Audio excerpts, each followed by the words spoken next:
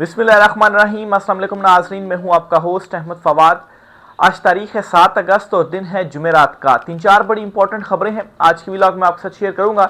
लेकिन सबसे पहले बड़ी ब्रेकिंग न्यूज़, मोहसिन नकवी को वज़ीर-ए-आज़म बनाने पर काम जो है वो तेज़ी से शुरू हो चुका है और शेख वकास अकरम का जो हल्का है उस हल्के से मोहसिन नकवी को इलेक्शन लड़वाया जाएगा और फिर उसके बाद उन्हें वज़ीर-ए-आज़म जो है वो बनवाया जाएगा।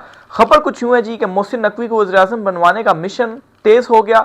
शेख वकास अकरम का ताल्लुक जंग से है, इनकी सीट को टारगेट करना भी गेम का हिस्सा है। नून लीग के अपने MNA 17 हैं, बाकी वही हैं जो नवाजे गए, लाए गए। वो नवाज शरीफ या शहबाज शरीफ के साथ तब तक मुखलिस हैं जब तक हुक्म है। तो शेख वकास अकरम का जो हल्का है जी, उस हल्के से मोहसिन नकवी को जो इलेक्शन है वो लड़वाया जाएगा। और इसकी जो रीज़न है वो ये रीज़न है कि जिन पाकिस्तान तहरीक इंसाफ के रहनुमाओं को सज़ाएं हुई हैं और सज़ाओं के बाद उनको नाअहल और उनके हल्के में इलेक्शन करवाया जा रहा है, इस पर तो पाकिस्तान तहरीक इंसाफ को ये रिलीफ मिला है कि पेशावर हाई कोर्ट ने वो ज़िमनी इंतखाबात रोकते हुए इलेक्शन कमीशन को नोटिस जारी कर दिए हैं। और उसकी रीज़न ये भी है कि सिर्फ लोअर कोर्ट से ये जो फैसले वो सामने आए हैं। अभी हाई कोर्ट और सुप्रीम कोर्ट ऑफ पाकिस्तान का फोरम मौजूद है। इससे पहले इलेक्शन कमीशन ऑफ पाकिस्तान इन हलकों में कैसे ज़िमनी इलेक्शन जो है वो अनाउंस कर सकता है। लेकिन शेख वकास अकरम के हवाले से मैं ये खबर आपके साथ शेयर कर भी चुका हूँ। जो नाज़रीन मुझे रेगुलर सुनते हैं उनको ये मालूम है कि शेख वकास अकरम जो कि पार्लियामेंट से लगातार 40 दिन तक गैर हाजिर रहे, वो कौमी असम्बली का सेशन अटेंड नहीं कर रहे। और उसकी रीज़न ये है कि वो अंडरग्राउंड हुए हैं, अगर वो बाहर निकलते हैं तो उनको अरेस्ट कर लिया जाएगा। तो लगातार अगर कोई कौमी असम्बली के सेशन से 40 दिन तक गैर हाजिर रहे तो उसके लिए एक तहरीक मूव की जाती है और तहरीक मूव करने के बाद उसके जो स्पीकर है जी वो यहाँ से डी-सीट कर देता है और फिर उसके बाद इलेक्शन कमीशन ऑफ पाकिस्तान कार्रवाई करते हुए उसे डी-सीट करके और ज़िमनी इंतखाबात जो हैं उस हल्के में फिर हो सकते हैं। और उसके पास फिर कोई ऐसा फोरम नहीं है। हाँ, हाई कोर्ट में अप्लाई ज़रूर किया जा सकता है, लेकिन एज़ कम्पेयर टू उन रहनुमाओं के जिनको सज़ाएँ हुई हैं, ये वाला जो हल्का है ये काफ़ी या ये वाला जो मामला है इसमें ये होगा कि हाई कोर्ट में ज़्यादा से ज़्यादा आप अप्लाई कर सकेंगे। तो हाई कोर्ट में आपको मालूम है जैसे सरफराज डोगर साहब जो हैं वो चीफ जस्टिस हैं और कोई उम्मीद नहीं है उनको पाकिस्तान तहरीक इंसाफ की जानिब से कि उनके हक़ में कोई बड़ा फैसला या कोई जो रिलीफ है वो उनको वहाँ से मिलेगा। तो शेख वकास अकरम का हल्का खाली होने के बाद यहाँ से मोहसिन नकवी जो हैं उनको इलेक्शन लड़वाया जाएगा और इलेक्शन जीतने के बाद जीतेंगे किस तरह से, फॉर्म 47 का तजर्बा हो चुका है और फॉर्म 47 निकाले जाएंगे और उसमें मोहसिन नकवी जो हैं वो विनर होंगे और फिर वज़ीर-ए-आज़म का जो इलेक्शन है जी वो मोहसिन नकवी साहब लड़ेंगे। अब यहाँ पर सवाल ये उठाया जा रहा है जी कि पीपल्स पार्टी या मुस्लिम लीग नून ख़ास तौर पर ये क्यों होने देगी। उन्होंने तो हर चीज़ पर यस सर जो है वो कहा है, लेकिन ऐसा मामला नहीं है। 27वीं तरमीम में कुछ ऐसी चीज़ें आ रही हैं जिसमें पीपल्स पार्टी और मुस्लिम लीग नून दोनों रिलेक्टेंट हैं और ये भी एक रीज़न है जी कि मोहसिन नकवी को लाया जाए। और जब मोहसिन नकवी को लाया जाएगा, उन्हें वज़ीर-ए-आज़म बनवाया जाएगा, तो मार्क माई वर्ड्स यही शहबाज शरीफ होंगे, यही मरियम नवाज़ होंगे और यही नवाज शरीफ होंगे जो कि हाथ बांध कर खड़े होंगे और वो भी मोहसिन नकवी के हक़ में जो वोट है जी वो देंगे उन्हें वज़ीर-ए-आज़म बनवाने के लिए। तो ये बेशक रिकॉर्ड हो गई है चीज़, आप अपने रिकॉर्ड पे रख लें और आप देख लीजिएगा कि जब भी मोहसिन नकवी को बनवाया जाएगा वज़ीर-ए-आज़म तो ये लोग भी खुद मोहसिन नकवी को जो वोट हैं वो देंगे। और इसकी रीज़न क्या है? इसकी रीज़न ये है कि ये खुद तो 17 नशिस्तों के ऊपर आए हुए हैं, बल्कि 17 नशिस्तें भी इनकी कैसे बन गई। सवाल ये भी उठाया जाता है कि आखिर 17 नशिस्तें लोगों ने कहाँ से हासिल की और काउंट करने पर भी वो 17 नशिस्तें नहीं मिलती। बाकी नशिस्तें किन की हैं जी? वो फॉर्म 47 की हैं और उनको सिर्फ एक हुक्म होना है और उस हुक्म के ऊपर उन्होंने इम्प्लीमेंट करना ही करना है। अब एक और ख़बर भी आप ले लीजिए जी कि इस चुनतखब हुकूमत के अंदर भी जो आपसी इख्तलाफात हैं जी, जो खींचातानी है वो शुरू हो गई है। ये शहजाद अकबर साहब हैं जी, उनकी जानिब से खबर दी गई है और इसमें ये कहते हैं कि इतलात के मुताबिक पिंडी का चाचू ये एक वफाकी वज़ीर के इस्तीफ़े का ये मामला है, ऊपर उन्होंने हेडिंग दी है और इसमें इतलात ये हैं जी कि पिंडी का चाचू ये इस्तीफ़ा कबूल करने का दबाव और सब्दी माँ चाचू की हम ख्याल, लेकिन जाती उम्रा वाले बाबा जी का चाचू को इस्तीफ़ा ना कबूल करने का हुक्म, चाचू सख्त परेशान कि मैं हुन मंजी किथे डावा। याद रहे ADCR को पंजाब की एंटी करप्शन ने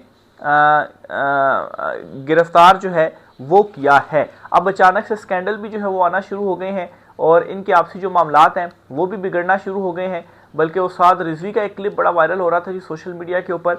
इस क्लिप में भी उस्ताद रिजवी ये कहते हैं जी कि ये सारे जो हुक्मरान हैं जी, ये असल में जीत कर ये नहीं आए हुए, ये हारे हुए हैं और इनको फॉर्म 47 के ऊपर लाया गया है। तो उस्ताद रिजवी जो है उनकी डोरें कहाँ से हिलती हैं ये भी सबको मालूम है। और अचानक से ये सारी हैपनिंग्स होना ये वैसे ही नहीं हो रही, ये डेवलपमेंट्स वैसे ही नहीं हो रही। इन डेवलपमेंट्स के पीछे एक बड़ा हाथ मौजूद है। साद रिजवी अचानक से इस चुनतखब के खिलाफ बोलना शुरू हो गए।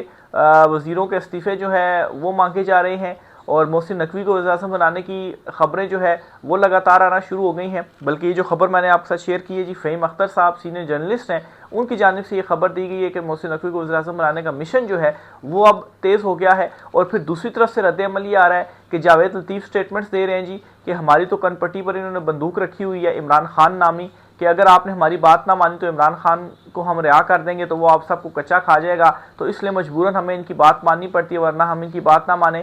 ख्वाजा आसिफ जो हैं वो अचानक से मुतहरिक होते हैं जी और वो कहते हैं जी कि ब्यूरोक्रेसी ने तो वीज़े लिए हुए हैं और वो जो है वो तलाश में है कि कब उनको मौका मिले, सामान उन्होंने बांधा हुआ है और वो सब जो है वो फ़रार हो जाएंगे। तो ये यूँ ही नहीं हो रहा। ख्वाजा आसिफ या जावेद लतीफ़ जो हैं ये यूँ ही नहीं कर रहे। ये थोड़ा सा जो है वो एक पैगाम पहुँचाने की कोशिश है कि हाँ बराए मेहरबानी हमें जो है वो इस इक़्तिदार में रहने दें, लेकिन कुछ फ़ैसले जो हैं वो हो चुके हैं और ये इस किस्म की चीज़ें करने के अलावा और कुछ कर भी नहीं सकते हैं। ये खुद जब हुक्म आएगा ना तो उसके बाद इनको जो वोट हैं वो देने पड़ेंगे, लेकिन जाहिर सी बात है आगे पीछे अपने चेलों और चमचों के ज़रिए इस किस्म का जो दबाव है वो डालने की ज़रूर कोशिश की जाती है। सोहेल वड़ाइच भी इस किस्म की जो खबरें हैं जी वो दे रहे हैं, लेकिन मसला इस वक्त इनके लिए ये है कि अगर ताकतवरों का मुक़तदरा का हाथ इनके सरों से उठ जाता है और इमरान खान जो है वो अडियाला जेल से बाहर आ जाते हैं तो फिर इनके पास तो अवाम में जाने का जो ऑप्शन है वो भी मौजूद नहीं है। तो मोहसिन नकवी जो हैं जी उनको वज़ीर-ए-आज़म बनवाने का मिशन तेज़ हो चुका है। दूसरी खबर आपके साथ शेयर करता चलूँ जी कि सलमान अकरम राजा साहब जो हैं उनकी हिफाजती ज़मानत मंजूर हुई है। इस्लामाबाद हाई कोर्ट से उनकी हिफाजती ज़मानत मंजूर हुई है और इस्लामाबाद पुलिस को नोटिस जारी करते हुए पीर तक जो जवाब है जी वो तलब किया गया है। और सलमान अकरम राजा ने बेसिकली जी उनके ख़िलाफ़ उन्होंने कहा था जी कि 10 मुकदमात दर्ज थे और नए मुकदमात भी सामने आ रहे हैं, इसलिए उनको हिफाजती ज़मानत चाहिए। ये उन्होंने अदालत में मौक़िफ़ अपनाया और अदालत ने उनको जो हिफाजती ज़मानत है वो मंजूर कर लिया और इस्लामाबाद पुलिस को बुला लिया है कि आप आएँ और डिटेल्स दें कि इनके अगेंस्ट कौन कौन से मुकदमे दर्ज हैं। आगे चलते हुए जी इमरान खान साहब की रिहाई और मुक़तदरा का इमरान खान साहब से हाथ मिलाने का मामला क्या है जी, ये मुशाहिद हुसैन सैयद साहब हैं जी, इनकी जानिब से एक बड़ा दावा सामने आया है जी कि पाकिस्तान तहरीक-ए-इंसाफ से हाथ मिला लिया गया था, सुलह कर ली गई थी और इमरान खान साहब को रिहा करने का जो फ़ैसला था वो भी कर लिया गया था, मगर एक रीज़न की वजह से ये सारे के सारे जो मामला थे वो उलट पुलट हो गए। वो क्या दावा करते हैं? वो कहते हैं कि इमरान खान के बेटों के आने से फ़र्क नहीं पड़ेगा, लेकिन ट्रंप के इलेक्शन जीतने से फ़र्क पड़ा था। 5 नवंबर को ट्रंप मुंतखब हुआ, 10 नवंबर को इमरान खान से खुफिया मुज़ाकरात शुरू हुए, 22 नवंबर को इमरान खान को रिहा करने का जो फ़ैसला था वो हो गया था। यानी कि ट्रंप के आने के बाद ये फ़ैसला हो गया था, मुज़ाकरात भी हो गए थे इमरान खान साहब से और इमरान खान साहब को रिहा करने का फ़ैसला हो गया था, लेकिन कुछ नादान दोस्तों ने काम ख़राब कर दिया। इमरान खान आज भी पॉपुलर है, तो कुछ नादान दोस्त थे जिनकी वजह से इमरान खान साहब की जो रिहाई है वो नहीं हो पाई। यानी कि इमरान खान साहब को कुछ लोग चाहते हैं कि मामला तय ना हों। एक तरफ तो हुकूमत और इस्टेब्लिशमेंट है जो इमरान खान साहब से मामला तय करना चाहते हैं, मुज़ाकरात करना चाहते हैं और चाहते हैं जी कि इमरान खान साहब से कोई डील हो जाए। दूसरी तरफ इमरान खान साहब कोई डील देना नहीं चाहते, लेकिन इसमें एक तीसरा फरीक भी है जो कि ये चाहता ही नहीं है कि ये जो मामलात हैं वो तय हों और वो ये नहीं चाहता कि इमरान खान जेल से बाहर आए, क्योंकि अगर वो जेल से बाहर आते हैं तो फिर उसके बाद उनके जो खांचे लगे हुए हैं, मुफ्ते लगे हुए हैं, वो सारे के सारे ख़त्म हो जाएंगे। इसमें आप जो है वो ये नादान दोस्त जो लफ्ज़ इस्तेमाल किया गया, इससे पीटीआई के अंदरूनी आप कुछ एलिमेंट्स ही समझ सकते हैं जी, जो कि इस वक्त आला ओहदों के ऊपर भी फायज़ हैं और उनके खांचे भी लगे हुए हैं। लेकिन अगर इमरान खान साहब बाहर आ जाते हैं तो फिर उनका ये जो सारे मुफ्ते लगे हुए हैं ये सारे के सारे ख़त्म हो जाएंगे। बहरहाल यहाँ पर सवाल मुशाहिद हुसैन सईद साहब से ये भी है कि इमरान खान साहब से अगर खुफिया मुज़ाकरात हुए थे और खुफिया मुज़ाकरात के बाद इमरान खान साहब की रिहाई का फ़ैसला हो चुका था, तो फिर इसका मतलब ये है कि इस वक्त जो चुनतखब रजीम है ये इमरान खान से डील चाहती है और डील ये चाहती है कि इमरान खान इस सेटअप को चलने दे और ख़ामोश रह जाए। तो इमरान खान साहब ने इस चीज़ के ऊपर रजामंदी जाहिर कर दी थी मुज़ाकरात में, इस वजह से इमरान खान साहब की रिहाई का फ़ैसला हो गया था, या क्योंकि इमरान खान साहब तो इसी एक पॉइंट के ऊपर डटे हुए हैं कि मैंडेट की वापसी हो और कोई डील में नहीं करूँगा।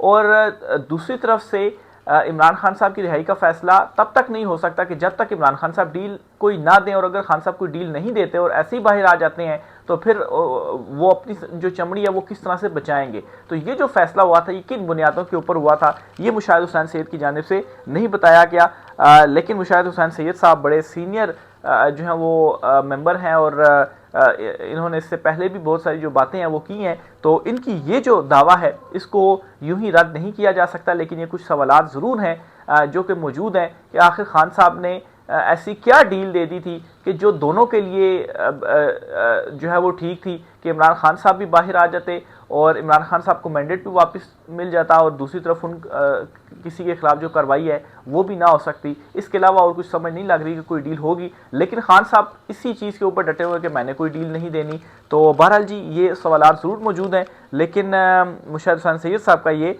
बड़ा दावा है कि कुछ नादान दोस्तों की वजह से ये फिर जो मामलात थे वो तय नहीं हुए। आगे चलते हुए जी अंसार अब्बासी साहब हैं जी, उनकी जानिब से एक बड़ा दावा सामने आया, वो भी आपके साथ में शेयर करता चलूँ जी।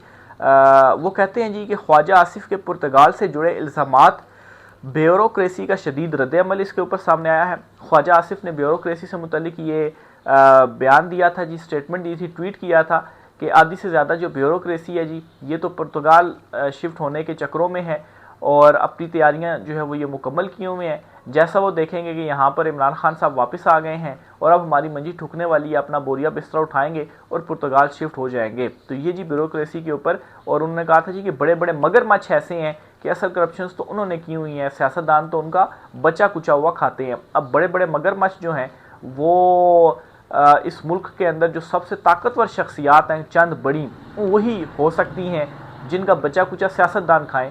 अब सियासतदानों में नून लीग और पीपल्स पार्टी है, पीपल्स पार्टी की इनका बचा कुचा खाएगी, जाहिर सी बात है छोटे मोटे ब्यूरोक्रेट्स तो नहीं होंगे, बड़े बड़े ताकतवर शख्सियात होंगी।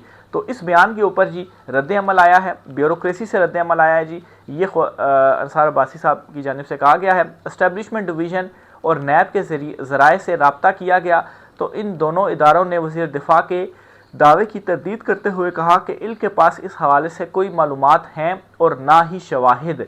सीनियर सरकारी अफसर का कहना था कि वज़ीर के ट्वीट की वजह से सिविलियन ब्यूरोक्रेसी में बड़े पैमाने पर नाराज़गी पाई जाती है। तो ख्वाजा आसिफ साहब जो हैं वो आखिर क्यों ये जो नाराज़गी है ये उन्होंने मोल ली है और इस किस्म की स्टेटमेंट्स वो क्यों दे रहे हैं जबकि वो तो हुकूमत में हैं, और जावेद लतीफ़ जो हैं वो क्यों इस किस्म की स्टेटमेंट्स दे रहे हैं जी कि हमसे तो मजबूरन चीज़ें करवाई जा रही हैं और हम इमरान खान के खौफ की वजह से मजबूरन जो चीज़ें हैं वो कर रहे हैं। मसला ये है जी कि जब इनको निकाला जाएगा तो कुछ ना कुछ तो इन्होंने भी जो चीखें हैं वो तो मारनी है। तो ये वही चीज़ें हैं जो इस वक्त नून लीग की जानिब से शुरू हो चुकी हैं और मोहसिन नकवी के हवाले से अब ये कंफर्म जो इतलात हैं जी वो सामने आ रही हैं, क्योंकि फ़हीम अख्तर साहब जिन्होंने ये ट्वीट किया है, ये ख़बर दी है, वो भी बड़े सीनियर जर्नलिस्ट हैं और काफ़ी मुस्तरद उनकी जो ख़बरें हैं जी वो होती हैं। तो ये जी आज कुछ आम तरीन तफसीलात थी, राय का इज़हार कीजिएगा। आज के व्लॉग से इतना ही, इजाज़त दीजिए, अल्लाह हाफ़िज़।